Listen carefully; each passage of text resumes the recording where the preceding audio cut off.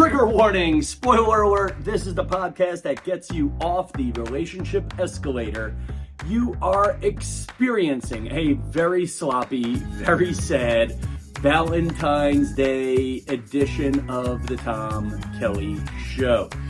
It is actually February 14th, Valentine's Day. It is roughly 7 o'clock p.m. I will show you all the equipment I should be using to podcast today, but I'm instead taking advantage of the flexible format of podcasting and using just a selfie stick and a little bit of a light. And I just wanted to do the podcast. It's the hard part with my level of fame and my level of commitment is I actually really thoroughly enjoy performing for you guys. I've done some podcast studies. I've done some, studies for the YouTube. I'm still trying to figure out the right way to do the podcast. Oh, if you're new to the show, this isn't the one to get on board with, or maybe it is. My name is Tom Kelly. This is the podcast that owns the midlife crisis and owns the transitions of life because I'm in one and loving mine. And I'm going to help you love yours. That's the Tom Kelly Show. What's it about in 10 seconds? But it is Valentine's Day. And I have a topic I do want to hit. The Relationship Escalator is a topic. It's a 2018 book that I honestly looked up because a prospective match on one of the dating apps used a phrase, "What's your new dating tradition?" And she put down, "I am not on the relationship escalator." So I had never heard the term and started looking it up. And it really seems to be a term used by the polyamorous. And, basically it sums up non-dating traditions. Or basically, why don't I just read the definition? What is the relationship escalator? The 2018 book, Stepping Off the Relationship Escalator, explores a wide range of unusual, intimate relationships. This includes consensual non-monogamy, partners who do not choose to live together, intimacy without sex or romance, insert joke here. That's what my father said after 50 years. Whatever. Deep connections that pause and resume. And much more. The introduction to relationship diversity is both accessible and surprising. It's written by a woman, Amy Garan. I have 3 pages of notes on it. And it's really, I guess, a progressive concept of having less of a concept in dating and relationships. And man, here we are on Valentine's Day, and I wonder if that sums up me. I guess it doesn't or maybe that's what I secretly want, and maybe because of modern dating norms. The whole idea of you're supposed to find the right one, and because we're all programmed to find the right one, blah, blah, blah, maybe I'm not finding the right many. And I'm not coming out as pi or did I just say I'm not coming out as pi? Yes, I am not coming out as pi-sexual. Actually, I think I am very pi-sexual. I love apple pie. I love cherry pie. I love ice cream pie. Even for dinner, I love shepherd's pie. So I love pizza pies. I am very pi-sexual, but so I guess that would be where I am when I'm not on the relationship escalator. But when I first heard the term relationship escalator, I was thinking of, all the people I know who have that weird relationship, and I don't know if that applies to them. The couple that's been dating 15 years, and we used to say, they're just too cool to get married, those wacky hipsters, Or maybe you have the couple friends that just keep getting back together again over and over and over again. And then you get into the whole thing of, we all got to be monogamous and find the right one. Well, are we really respecting monogamy on our 4th marriages? Maybe it's okay to admit, I want to bang around. I don't know. And I can, it's funny. And I'm looking in the distance at a picture of a friend of mine who, my friend Father Lou, who was a priest I don't think he'd like anything I'm saying right now. I mean, he did love gay marriage at the end, but that was still marriage, you know. That was still why can't they be just as miserable as the rest of us? That's not one of his lines, but that's just the line of, you know. And it's funny when you talk about relationship escalator stuff. I have loved ones who've always been against gay marriage, and the line was always, "What's next?" And, you know, since gay marriage or same-sex marriage was first legalized in 2009, which, by the way, I don't think I need to say this, but yeah, I am very for the universal right for couples to be married, for my same-sex loving friends. But then you get into, what about thruples? Well, and my theory is, emotionally and religiously, is a throuple any worse than is a throuple, a 3-person committed relationship, any worse than getting divorced and having to send child support payments to your ex-wife? But what's interesting with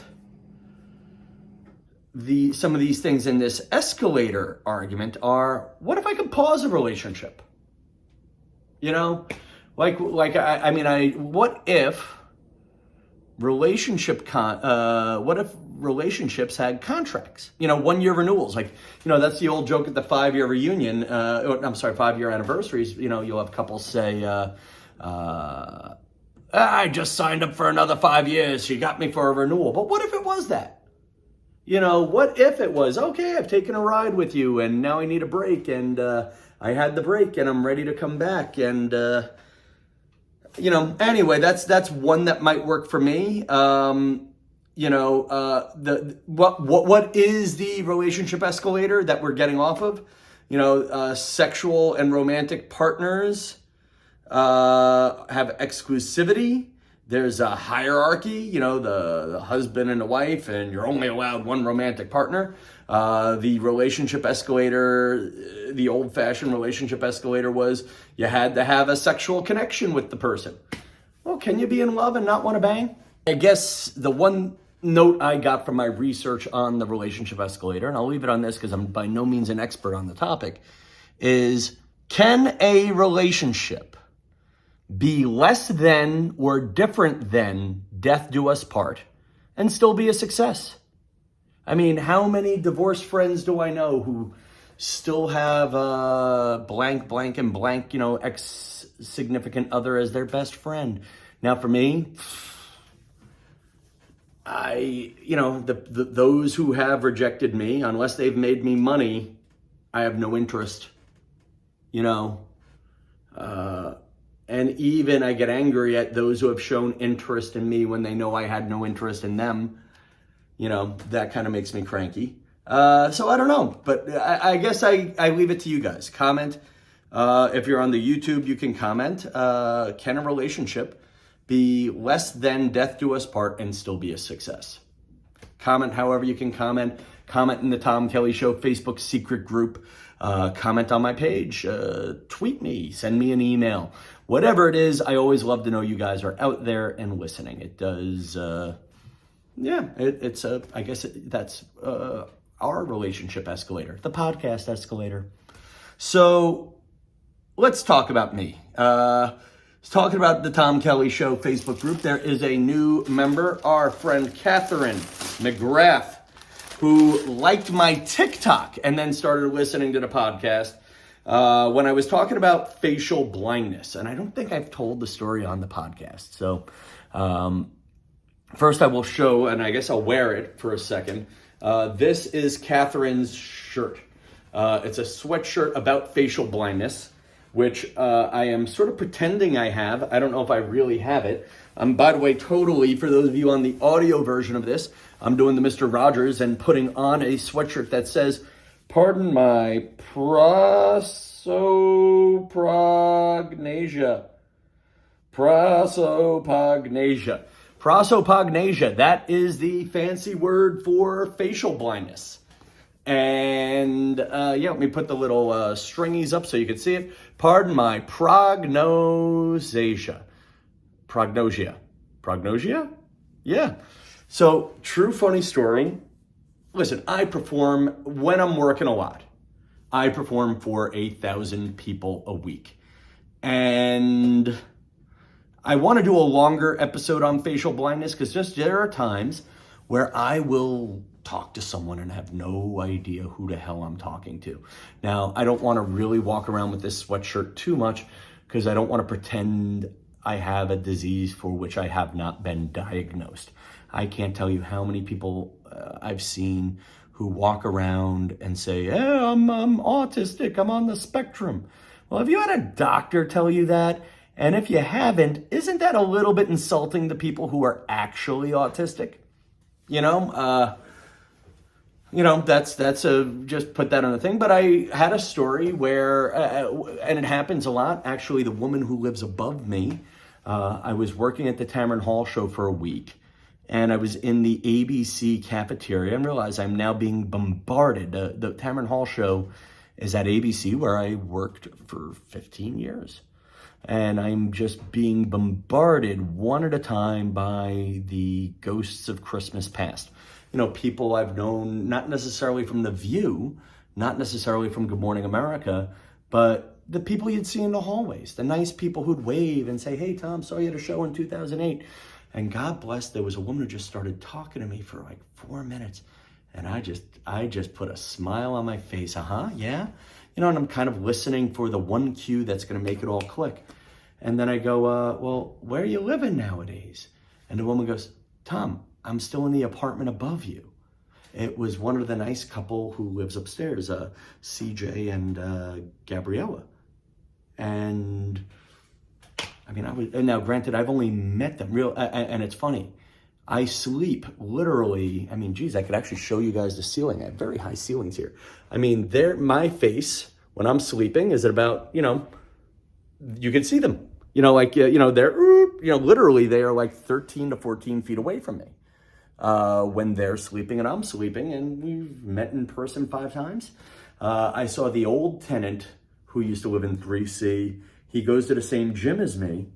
And I swear I would hear him every Saturday morning. He would play loud German techno, and I see him at the gym, and God bless, my face was always 10 feet away from wherever his ass was, with a wall, a bed, a mattress, and lots of physical barriers in between us.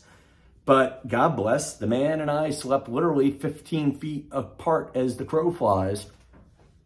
He had he just waves and has no interest in being my friend. So back to prognosia. I'm at the governor's Christmas party. By the way, if you want to help out my career, people are always asking me, "Tom, how do I help your career?" Feel free to call. Let's focus on one. Call Governors. That's the club close to my mom's house. And just say, "When's Tom Kelly going to be there?" And they'll say, "Well, he's not booked lately." And then you say, "Okay, thank you. Let me know when he is." Or, I'll call back to see if he is. And then call back again in a different accent. Call back, and if you do accents and you can stagger your caller ID, just keep calling and saying, "I want to see Tom Kelly." Do it in an Irish accent. Do it in, don't do it in any of the offensive accents, but you know what I'm saying, people. So, Christmas party. There's a very nice woman who books many of the shows there. She was kind enough to invite me to their holiday party, which is just a treat. You get to see all the people you don't get to see, and comedians don't always get to see comedians, especially the Long Island comedians and the road comedians. We're kind of like sharks, all roaming the waters on our own, looking for our own, little fishies to eat. So I go to the party, it's dark, it's loud. I was very sober. I was working at Drew Barrymore the next day at that point. But I went to the party, and in my mind, I didn't see her. And I sent her a nice text message later. I said, "Hey, Andrea, sorry I didn't see you at the Christmas party. And I just wanted to thank you for everything you did for me in 2022. And I hope to see you again in 2023.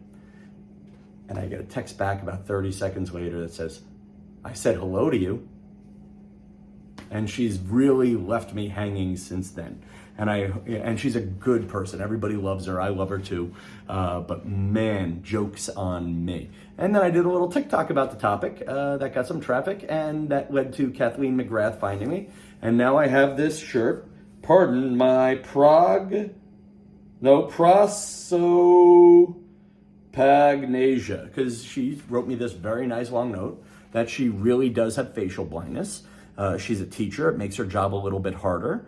And she sells the shirts on Etsy, which the link will be in the show notes. Long story short, Tom Kelly pretended he had a disease, and now he has a free t-shirt or a sweatshirt.